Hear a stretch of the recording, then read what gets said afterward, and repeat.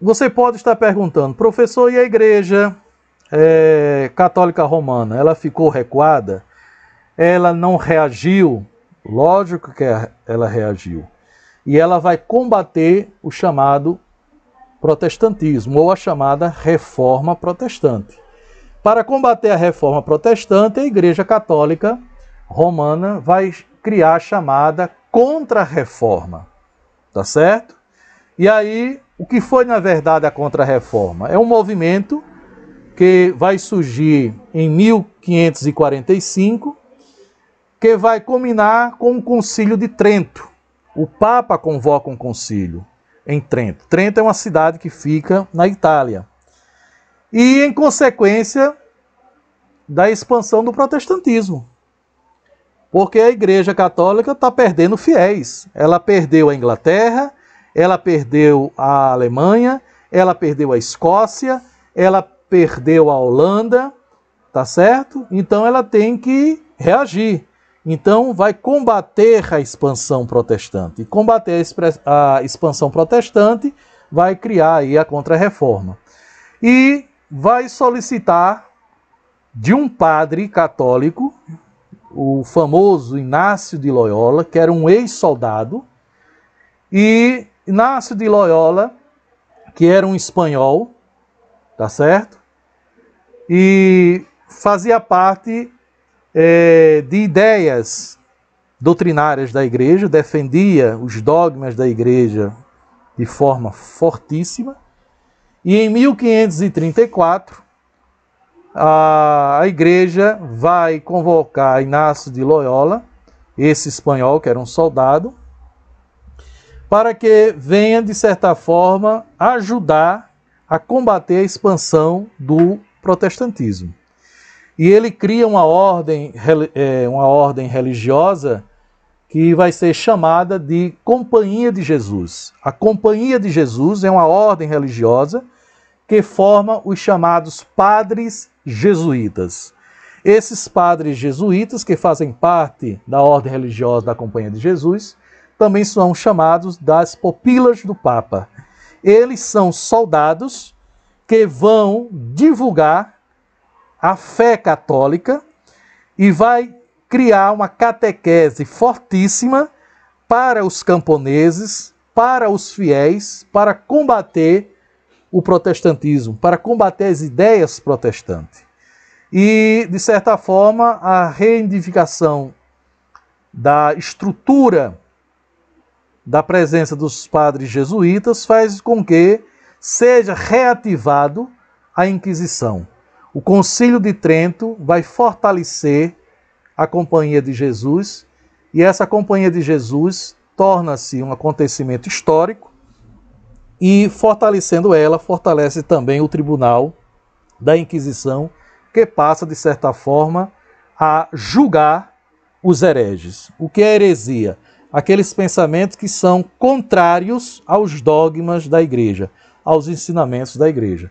Então, quem pensa contrário e quem pensa contra os dogmas da igreja é considerado um herege, tá certo? E aí a gente passa a entender o que foi, na verdade, o Concílio de Trento. E conhecer o Concílio de Trento a gente passa a conhecer através do objetivo. O objetivo desta reunião dos bispos é justamente conciliar as diferentes visões sobre o tema proposto, ou o que nós chamamos de contê-lo para a heresia, combater a heresia.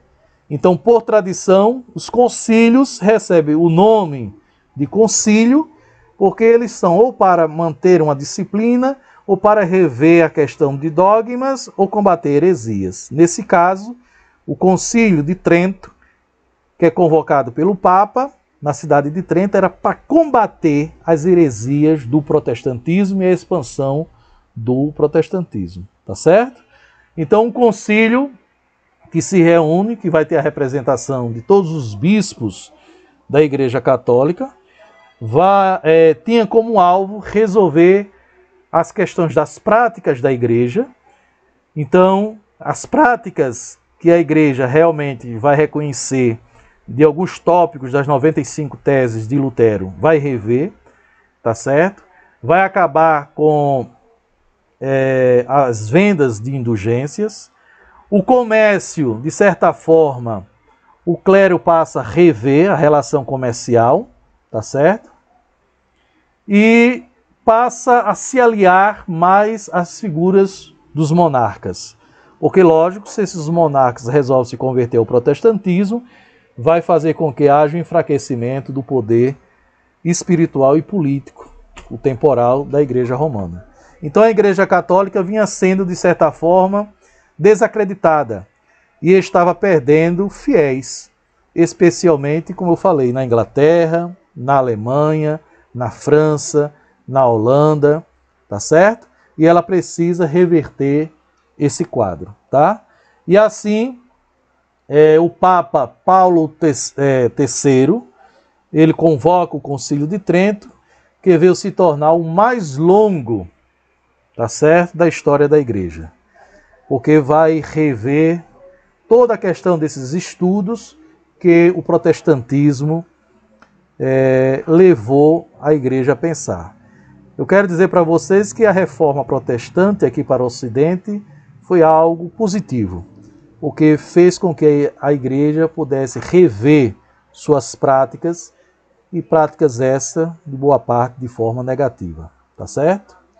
Então, na ocasião, foram discutidos vários problemas doutrinários, os quais visavam fortalecer o poder do Papa e, consequentemente, também o poder da Igreja. Então, o concílio fortalece, de certa forma, a Igreja aí, e os padres jesuítas passam a serem os responsáveis pela expansão da fé católica no Novo Mundo. Não é à toa que eles vão chegar aqui ao Brasil para catequizar os índios, né? Na Ásia, na África, porque a Igreja, como a Igreja havia perdido fiéis na Europa, com a expansão marítima, ela vai investir nisso aí para que os novos povos conquistados passam também a receber a doutrina católica, tá certo? E para alcançar o seu auge, o seu êxito aí, no que se diz respeito ao propósito dessa reforma católica, chamada de Contra-Reforma, um dos meios foi reativar o Tribunal da Inquisição, o chamado Tribunal do Santo Ofício, tá certo? Criado no século XII, na Baixa Idade Média. E esse tribunal, como nós sabemos, ele julgava os considerados hereges. Muitos desses eram filósofos, cientistas, intelectuais que pensavam contrário às ideias da Igreja. Tá certo? Então essa aí foi a nossa aula de reforma e contra-reforma.